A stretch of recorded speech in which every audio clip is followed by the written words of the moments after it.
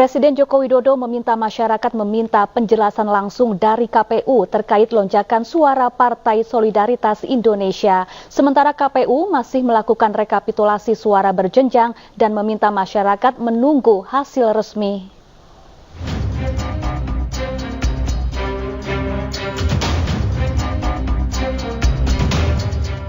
Lonjakan suara Partai Solidaritas Indonesia masih menjadi misteri. Berbagai pihak menilai suara PSI yang melesat signifikan dalam waktu singkat mengandung anomali. Hingga Senin siang, dari data real count KPU, PSI merengkuh 3,13% suara sah nasional.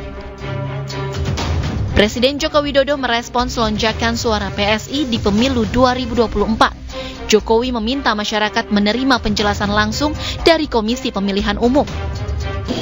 Itu urusan partai. Tanyakan ke partai, tanyakan ke KPU.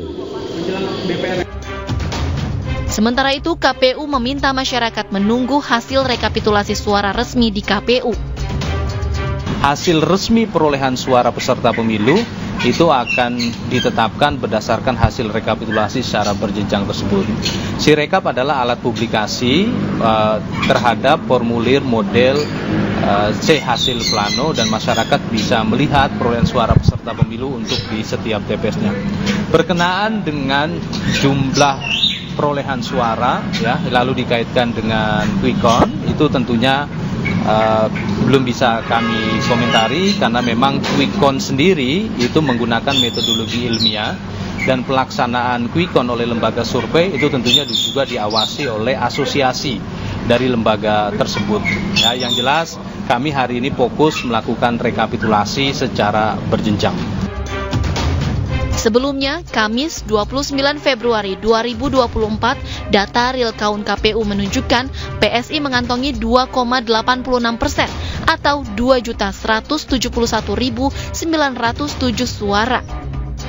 Kemudian Sabtu 2 Maret 2024, PSI berada di angka 3,13% atau 2.402.268 suara.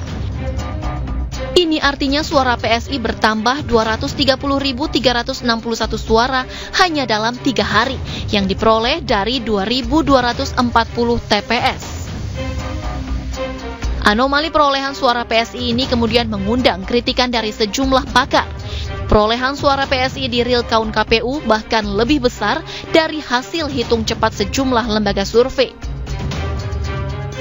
Politisi PSI Syahril Tanzil menegaskan pihaknya tidak pernah melakukan jual beli suara.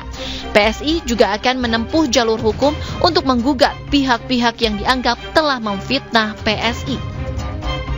Tim Liputan iNews melaporkan.